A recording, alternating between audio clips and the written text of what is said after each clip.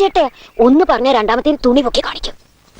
നമ്മുടെ BLO sir എല്ലാ രൗദ്രഭാഗങ്ങളും ആവാഹിച്ച അദ്ദേഹത്തിന്റെ ആ തുണി പൊക്കിയിട്ടുള്ള പ്രകടനം കാണ്.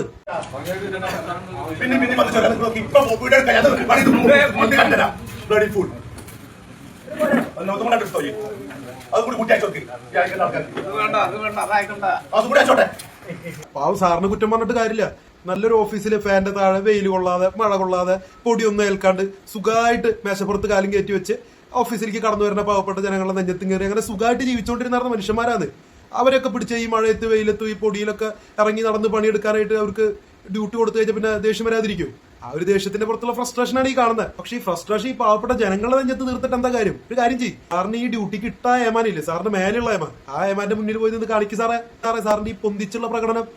പുതിയതായി നിലവിൽ വരുന്ന വോട്ടിംഗ് ലിസ്റ്റിൽ പേരില്ലെങ്കിൽ കേരളം കടത്തുന്നോ അല്ല ഇന്ത്യ തന്നെ കടത്തുന്നോ രാജ്യം വിട്ടു പോകേണ്ടി വരുന്നൊക്കെ പറഞ്ഞ് ഭീഷണിപ്പെടുത്തി നിങ്ങൾക്ക് കിട്ടാൻ പോകുന്ന എന്തൊക്കെയോ ആനുകൂല്യങ്ങളൊന്നും നിങ്ങൾക്ക് ഇനി കിട്ടില്ല ലിസ്റ്റിൽ പേരില്ലെങ്കിൽ എന്നൊക്കെ പറഞ്ഞ് ഭീഷണിപ്പെടുത്തിയിട്ടൊക്കെയാണ് നമ്മുടെ പാവപ്പെട്ട ജനങ്ങൾ മുഴുവൻ വന്ന് ക്യൂ നിന്ന് ഈ പരിപാടി ചെയ്യാൻ നിൽക്കുന്നത്. ചെയ്യാൻ വന്നിരിക്കുന്ന സാറിനേക്കാളും ഫ്രസ്ട്രേറ്റഡ് ആയിട്ടാണ് ജനങ്ങൾ നിൽക്കുന്നത്. താങ്കളെപ്പോലുള്ള ആൾക്കാർ വന്നിരുന്ന് ചെയ്യുന്നത് താങ്കളുടെ ജോലിയാണ്, അതിന് താങ്കൾക്ക് ശമ്പളമുണ്ട്.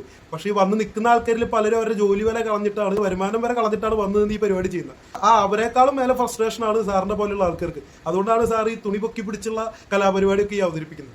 ഒരു ഗവൺമെന്റ് എംപ്ലോയി, അതായത് സർക്കാരിന്റെ ഒരു സേവനം ജനങ്ങൾക്ക് ലഭ്യമാക്കാനായിട്ട് സർക്കാർ തന്നെ ജനങ്ങളുടെ ഇടയിലേക്ക് പറഞ്ഞു വിട്ട ഒരു എംപ്ലോയി, സർക്കാരിന്റെ തന്നെ ഒരു സ്റ്റാഫ്, ആ സ്റ്റാഫിന്റെ കലാപരിപാടിയാണ് ഇപ്പൊ ഈ കണ്ടത്. സ്ത്രീകളടക്കം കൊച്ചുകുട്ടികളടക്കം നിൽക്കുന്ന ഒരു പൊതുസ്ഥലത്ത് നിന്ന് കാണിക്കുന്ന അഭ്യാസ പ്രകടനമാണ് ഈ കാണുന്നത്.